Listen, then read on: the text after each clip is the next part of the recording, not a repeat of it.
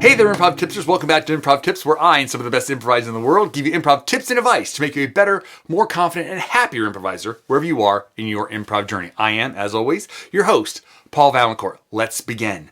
So today's guest tipper, Liz Allen, and I have known each other for many, many years. We started at the IO in Chicago about the same time, and she has been teaching, coaching, and performing improv for nearly 30 years. Now, you may know her most from her appearance in Don't Think Twice, Mike Birbiglia's movie about improv and improv teams. She was the coach of the Commune, the improv group in that movie, and also that improv group in real life. She coached them to be a real improv group.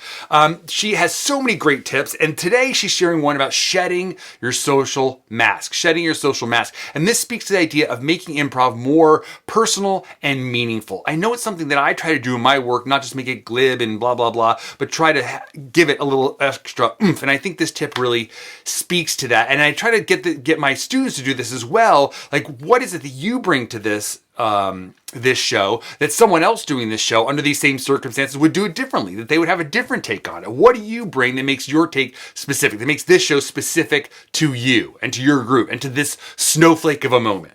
Right? I think this tip is really fantastic. I think you're really going to love it. But before I get to that, if you're enjoying the tips, please consider liking and commenting down below. Let me know how I'm doing, what you'd like to hear an improv tip about, and consider subscribing so that you'll be getting the improv tips as they come out. Further, please consider checking out my brand new free eBook, which is called 5 Things Improvisers Can Do to Stay Creative, Feel Inspired, and Have Fun. Because really, isn't that what it's all about? Creativity, inspiration, and fun. As far as I can figure, that's it. And that's what the book is. And I think you'll really enjoy it and give you some things to do and work on and play with in between shows or classes or while you're at home.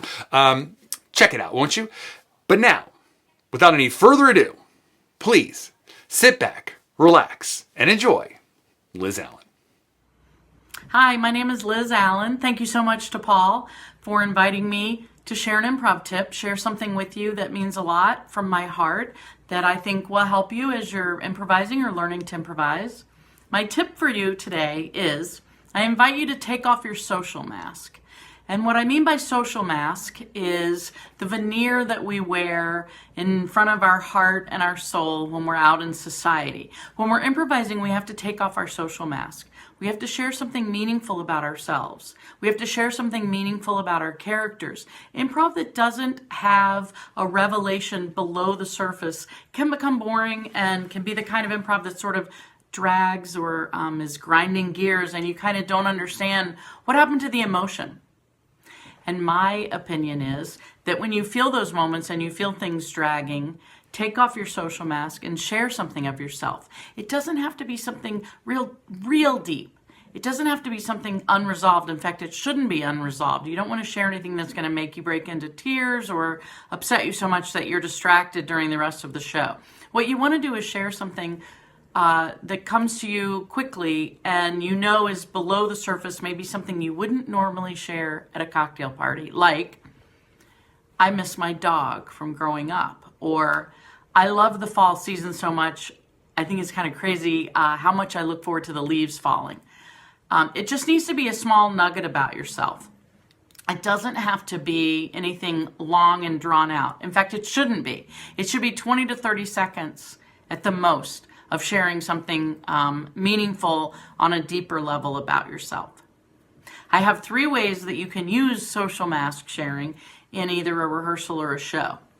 For a rehearsal, I highly recommend that you guys get together and at the top of a rehearsal, maybe decide, everybody take 20 seconds and take off your social mask. Share something about yourself.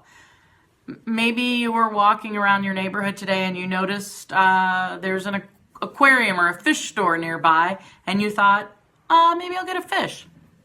That seems like it's not meaningful, but it really is because it's what you thought of, it's truthful from your heart, and then the group has something specific about you that can maybe inform improv later as it unfolds.